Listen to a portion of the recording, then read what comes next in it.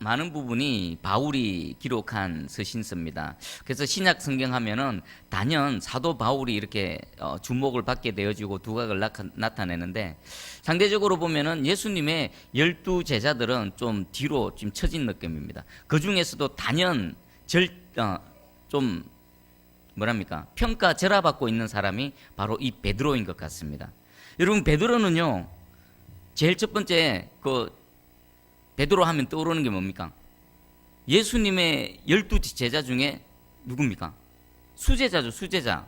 최고 수제자입니다. 그러니까 12명 제자도 있었지만 예수님께서 베드로에게 특별하게 제자들 중에서 또 나중에 위임도 하시고요. 그리고 또 어떤 중요한 사회 현장 가운데는 12명이 있었지만 그 중에 베드로, 야고보, 요한만 데리고 가시고 보여주시고 이런 특별한 은혜와 사랑을 입었던 사람이 바로 베드로입니다. 제가 또 베드로만 갖고 있는 특별한 타이틀을 한번 몇 가지 정리를 해봤습니다. 제일 먼저 베드로만이 갖고 있는 개인적인 타이틀, 그 위대한 신앙 고백, 주는 그리스도시요 살아계신 하나님의 아들이십니다라는 이 신앙 고백을 제일 먼저 한 사람이 누굽니까? 베드로지요. 엄청난 겁니다. 이 누구하고도 비교할 수 없는 겁니다.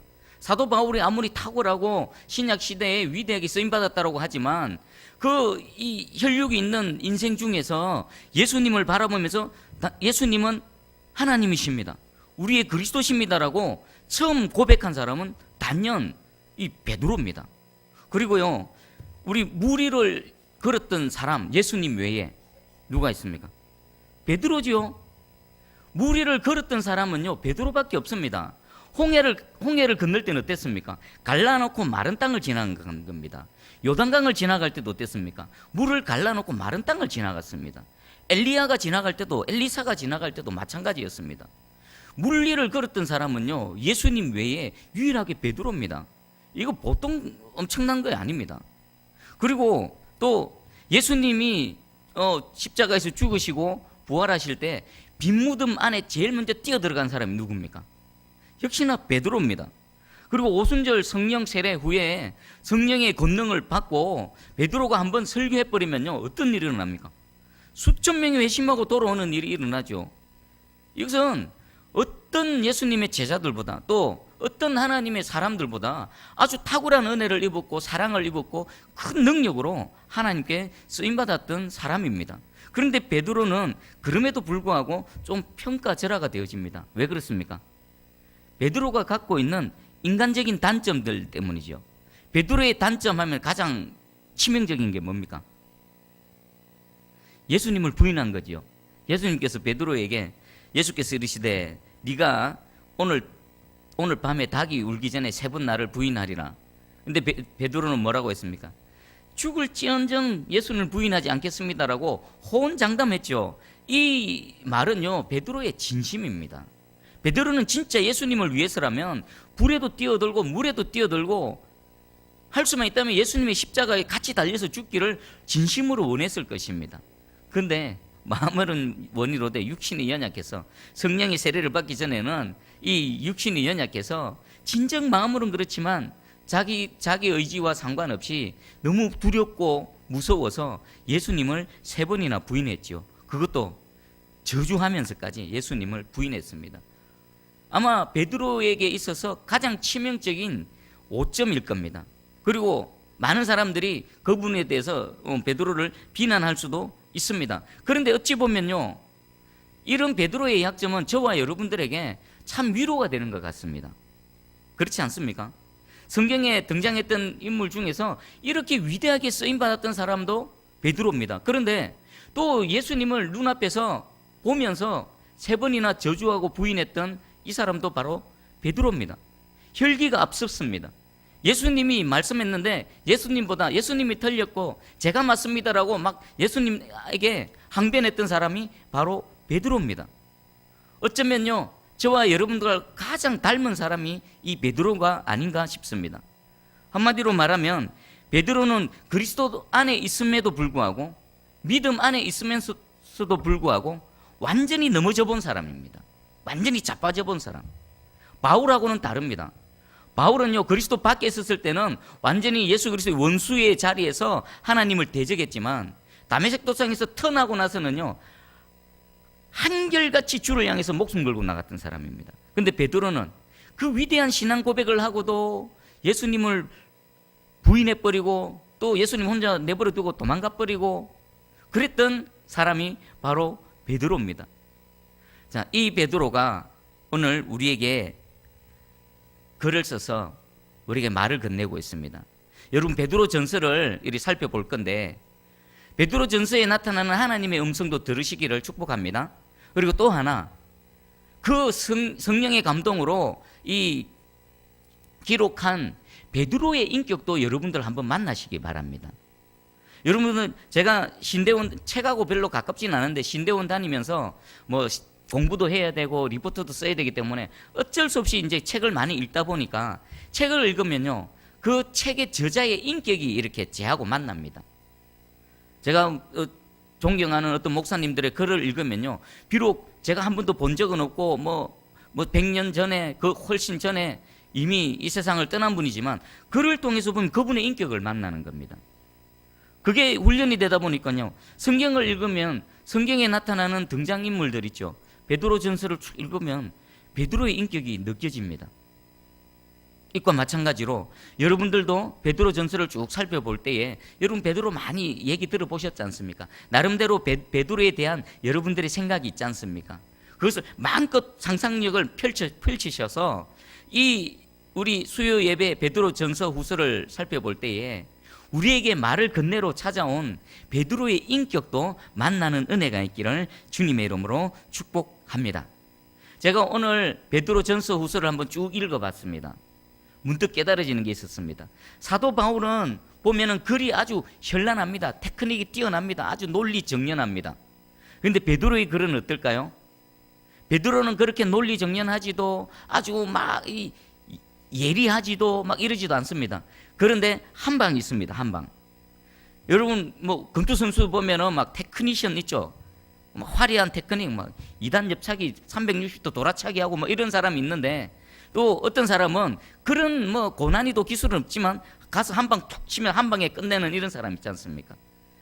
제가 딱 베드로전서 후서를 또 읽다 보니까 이 베드로는 비록 막 화려하진 않지만 한 방이 있네. 그리고요, 베드로의 글을 보면 예수님께서 그 공생의 사이에 가시는 동안에 가르쳐줬던 그 말씀 그대로가 요 짧은 글 안에 고스란히 다 담겨져 있습니다. 예수님의 가르침을 정확하게 지금 우리에게 전달해주고 있는 것입니다. 베드로 전서를 통해서 베드로를 만나시고요, 또 베드로에게 말씀하신 예수 그리스도의 가르침이 우리 가슴까지 깊이 새겨지는 은혜가 있기를 주님의 이름으로 축복합니다. 아멘. 자, 그러면 이번에는 수신인을 한번 살펴보겠습니다. 예수 그리스도의 사도 베드로는 본도, 갈라디아, 갑바도기아, 아시아와 비두니아에 흩어진 나그네. 자, 지금 수신인이 누구라고 말합니까? 어느 지역입니까? 본도에서부터 쭉 비두니아는 어느 지역이냐면은 아시아 지역입니다. 아시아 지역. 여러분, 아시아 지역 하면 혹시 떠오르는 바가 없습니까? 원래 사도 바울이 복음을 전하려고 했을 때 마게도냐로 안 가고 어디로 가길 원했습니까? 아시아로 가길 원했죠.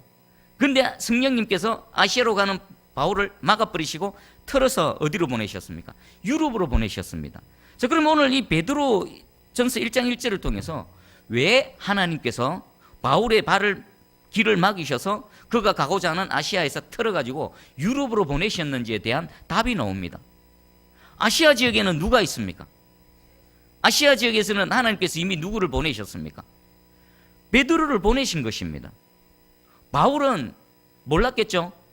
아니, 나는 아시아 지역에 내 마음의 비전은 아시아에 가서 복음을 전하는 것이 내 비전인데 하나님께서 이런저런 여러 가지 환경을 통해서 막아버리시네. 그리고 환상을 통해서 마게도냐 유럽으로 가라고 하시네. 순종해서 가지만 왜 하나님께서 아시아로 가는 내 발걸음을 막으셨는지에 대해서는 몰랐죠. 지금은 알겠죠. 주님 품에 지금은 알겠죠. 모르는 겁니다. 근데 하나님께서는요, 지금 바울 대신에 하나님의 사람, 이 사도 베드로를 이미 그곳으로 보내셨기 때문이라는 것입니다. 자, 이것을 통해 우리 깨달아야 될 게 있습니다. 모든 아무리 위대한 사도 바울이라 하더라도 하나님의 큰 그림 앞에서는 뭡니까? 그냥 조각 하나입니다. 조각. 베드로도 마찬가지입니다. 하나님의 큰 위대한 구원 사역에 있어서 아무리 대단한 사람이라 하더라도 조각 하나입니다. 지나고 나서야 이해할 수 있는, 진행되어질 때는 절대로 이해하지 못하는 작은 조각의 하나입니다. 여러분들 그림 맞추기, 조각 맞추기 한번 해보셨습니까? 제가 얼마 전에 지찬이가 다이소에 가가지고 그 피스, 저는 우리 지찬이 엄마는 50피스짜리 사라, 100피스 너무 어렵다. 근데 저는 이왕 하는 거 좀 큰 거 사야 된다, 100피스짜리 사자 해가지고 100피스 했는데 100피스만 해도요 맞추기 얼마나 어려운 게 다 비슷비슷해가지고 그거 맞추는데 몇 날 며칠이 걸렸습니다. 우리는 모릅니다. 제가 하나님 나라의 큰 그림 안에서 어떤 조각 어디로 가야 될지 모릅니다. 그게 어떤 완성품으로 나타날지 모릅니다. 여러분들도 모릅니다. 우리 새순교회도 모릅니다. 다만 오늘 이 자리에서 우리가 하나님을 믿는 믿음으로 예배드리는 우리의 모습이, 여러분들 가정에서 예수 그리스도를 믿는 믿음으로 하루 살아가는 그 모습이, 여러분 직장에서 또 우리 교회에서 함께 공동체에서 주를 섬기는 우리의 작은 이거 하나가 결코 하나님의 나라에 있어서 가치 없거나 하찮은 것이 아니라는 것입니다. 이런 조각 하나하나들이 들어맞춰져 가지고 뭐가 되어집니까? 하나님의 큰 그림이 그려진다는 것입니다. 내가 모른다 할지라도, 지금 내가 뭐 하지? 지금 우리가 뭐 하지? 우리 새순교회가 어디로 가지? 모른다 할지라도 하나님께서는 반드시 저와 여러분들, 우리 새순교회를 붙드시고 사용하셔서 하나님의 그림을 지금 하나하나 맞춰가고 계심을 깨달으시기 바랍니다. 소망을 가지시고요, 기쁨과 감사함으로 오늘 하루, 내일 하루를 살아내시기를 주님의 이름으로 축복합니다. 자, 그리고 여기 보니까 흩어진 나그네라는 표현이 있습니다. 흩어진 나그네. 흩어진 것이 무엇일까요? 여러분 디아스포라라고 들어보셨죠? 예루살렘 교회 핍박이 일어나고, 그리고 그 예루살렘 모든 성도들이 핍박을 피해서 막 온 세계로 흩어졌죠. 그것을 디아스포라 유대인이라고 했습니다. 그들은 흩어지긴 흩어졌는데 자발적으로 스스로 흩어진 게 아니라 수동적으로 어떤 사건에 의해서 원치 않지만 뿌려진 겁니다. 여러분 농부가 씨를 뿌릴 때에 씨는 어떻습니까? 전적으로 수동적입니다. 이 흩어진 이들은요, 흩어진 이 그리스도인들은 하나님의 손에 있는 씨앗과 같습니다. 무슨 씨앗입니까? 복음의 씨앗입니다. 복음의 씨앗. 이들이 예루살렘에서만 꽉 머물러 있으니까 하나님께서 핍박과 박해라는 도구를 사용하셔서 그들을 뿌리시는 겁니다. 온 밭에, 온 세상 밭에다가 하나님께서 복음의 씨앗으로 뿌리신 것입니다.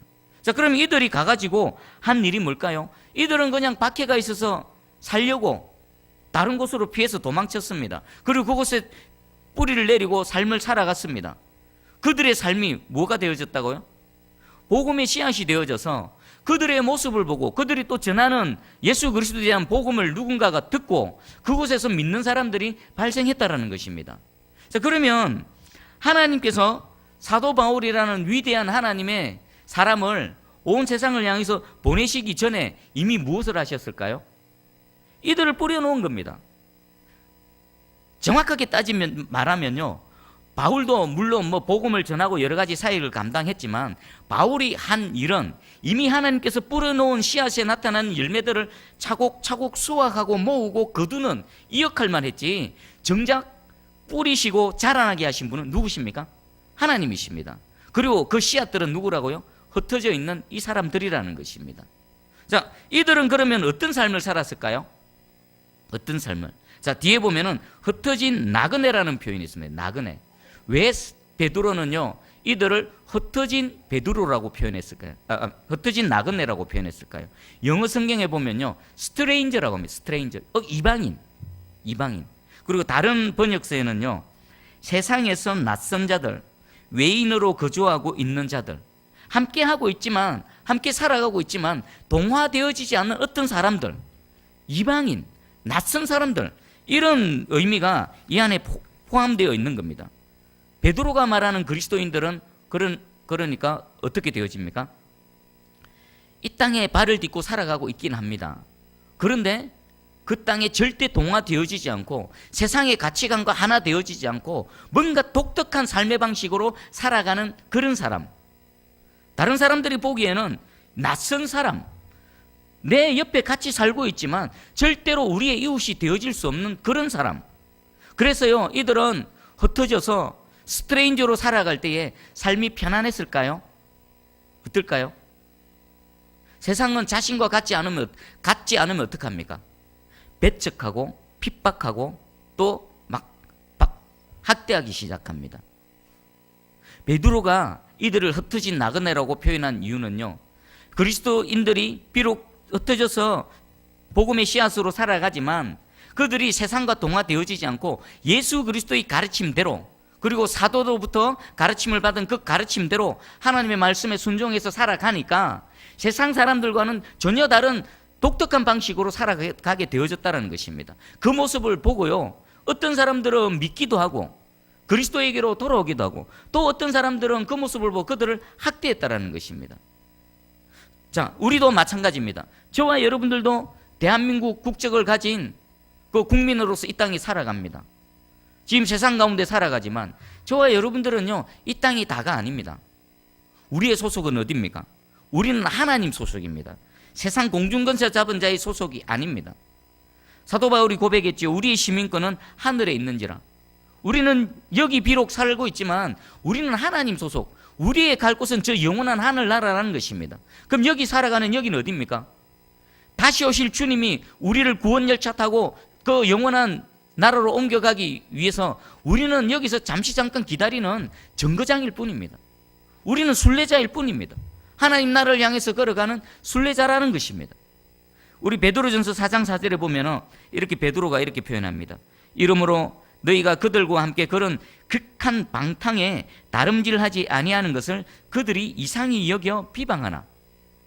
이해가 됩니까? 이 세상에 살아가는 그들이 극한 방탕에 다름질한다.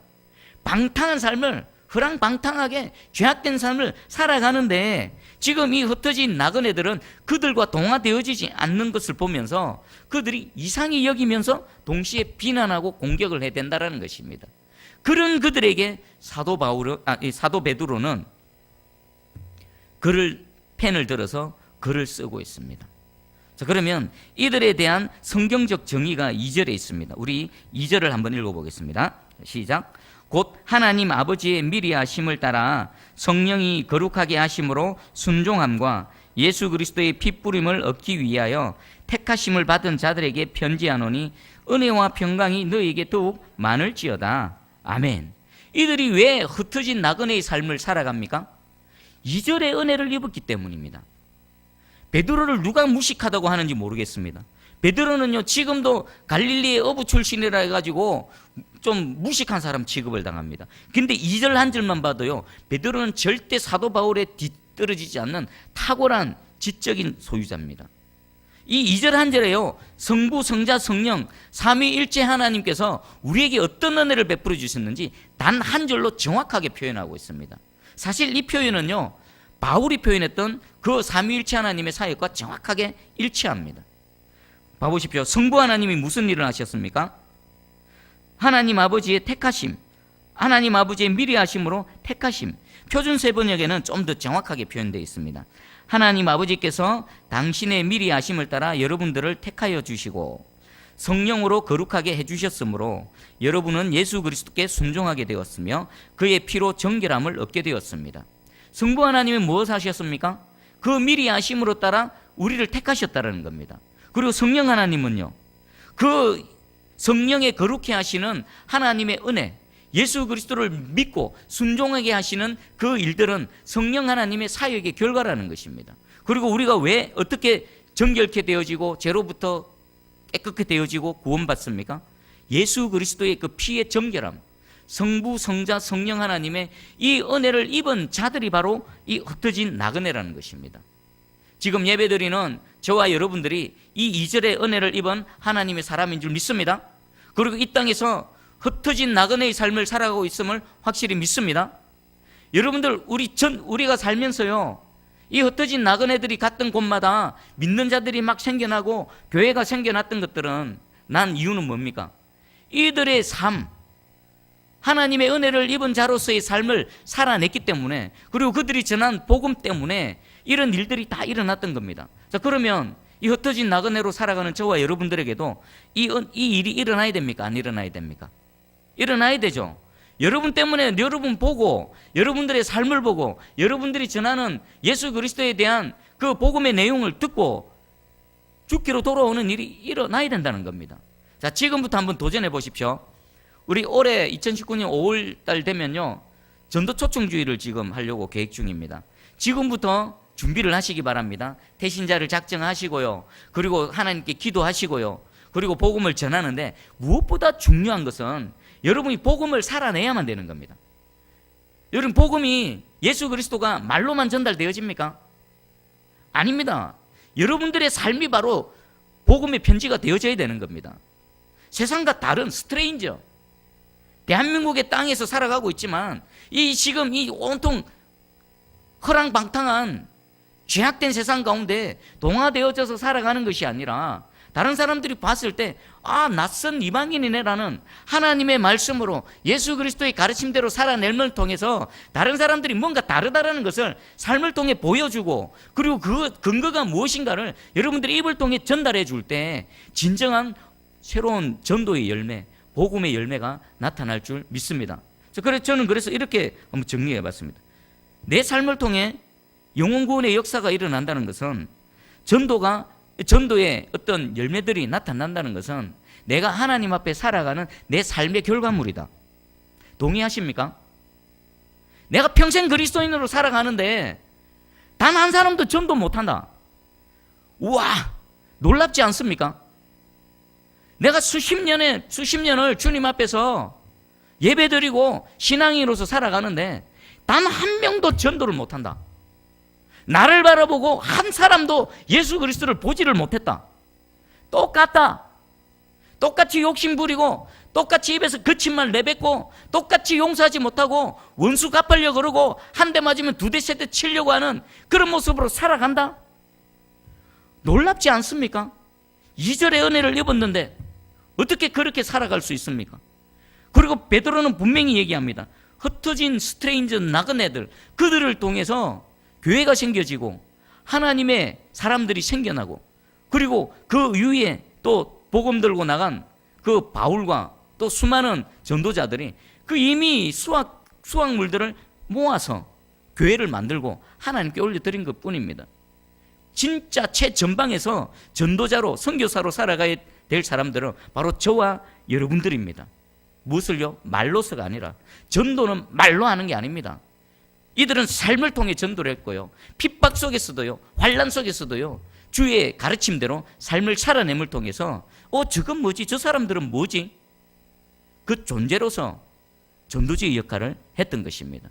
우리 새순교회 성도들 한 명 한 영혼들이, 그리고 더 나아가서 우리 한국교회 모든 성도들이 이런 흩어진 나그네의 삶을 살아내기를 주님의 이름으로 축복합니다. 자, 그럼 마지막으로 하나만 더 살펴보겠습니다. 베드로는 왜 그러면 편지를 적어야만 했는가? 왜 이 글을 적어야 했는가? 시대적 배경, 상황적 배경을 오늘 한번 살펴보고 마무리하도록 하겠습니다. 이 베드로전서가 기록되어진 연대는요, AD 64년에서 66년경입니다. AD 64, 66년경. 그럼 언제쯤 될까요? 예수님이 십자가에 달리셔서 죽으시고 부활하시고 성천하시고 난 이후에 한 몇 년쯤 지났습니까? 30년쯤 지났죠.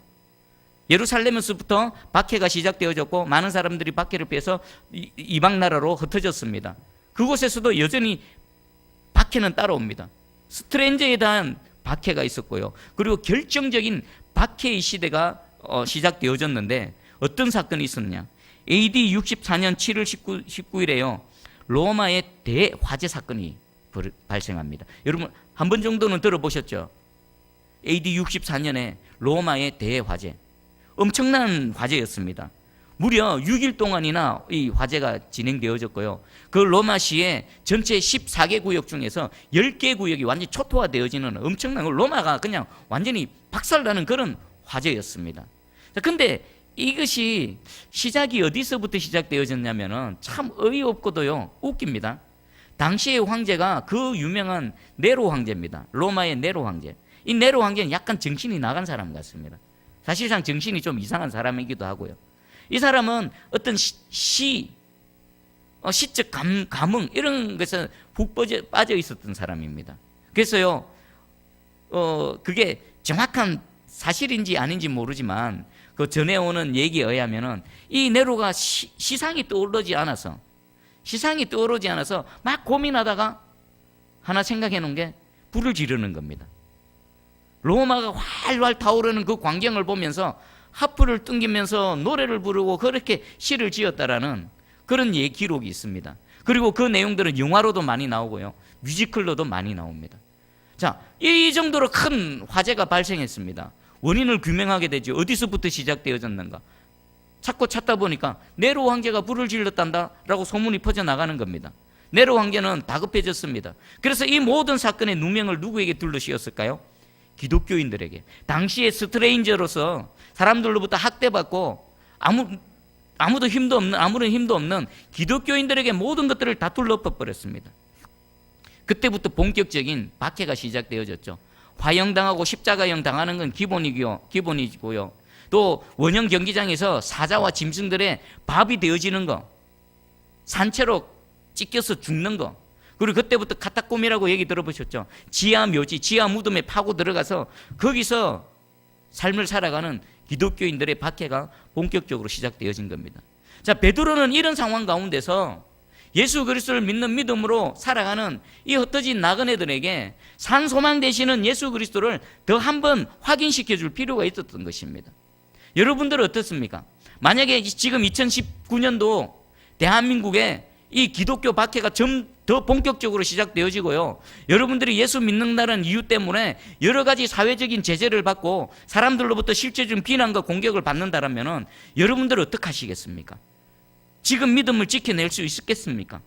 예배 한번 드리다가 여러 가지 손해를 보면요, 예배 드리러 나오시겠습니까? 여러분들의 자녀들이 예수 믿는다고 직장에서 잘리면요, 예수 믿으라고 말씀하시겠습니까? 지금 베드로는 그런 상황 가운데서 그것보다 비교할 수도 없죠. 지금 목숨을 내걸고 생사의 갈림길 가운데서 신앙생활하고 있는 그들에게 산 소망 되시는 예수 그리스도를 전하고 있습니다. 우리 3절 앞부분만 한번 읽어볼까요? 3절 앞부분만. 자, 시작. 우리 주 예수 그리스도의 아버지 하나님을 찬송하리로다. 아멘. 이런 현실인데 베드로는요, 그런 핍박과 고난 가운데 있는 그 흩어져 있는 그리스도인들에게 우리 주 예수 그리스도의 아버지 하나님을 찬송하라는 겁니다. 찬송이 나오겠습니까? 찬송이 나오겠습니까? 그런데 이후에 살펴볼 우리 베드로 전서 이 내용은요, 그런 환난과 핍박 가운데서도 찬송할 수밖에 없는 내용들로 가득 차 있습니다.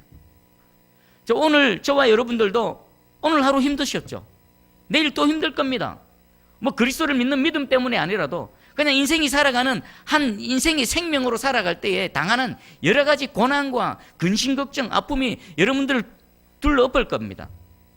그럴지라도 우리가 찬송할 수 있는 이유, 그럼에도 불구하고 내가 주를 믿는 믿음을 지키며 끝까지 견디며 하나님 앞에서 살아갈 수 있는 그 이유를 우리 이 베드로 전서를 통해서 확실히 깨달아 아는 저와 여러분들 되기를 주님의 이름으로 축복합니다. 이 초월하는 모든 고난과 환난과 핍박을 초월할 수 있는 하나님의 은혜 가운데로 깊이 들어가는 저와 여러분들, 우리 새순교회 되어지기를 주님의 이름으로 축복합니다. 아멘.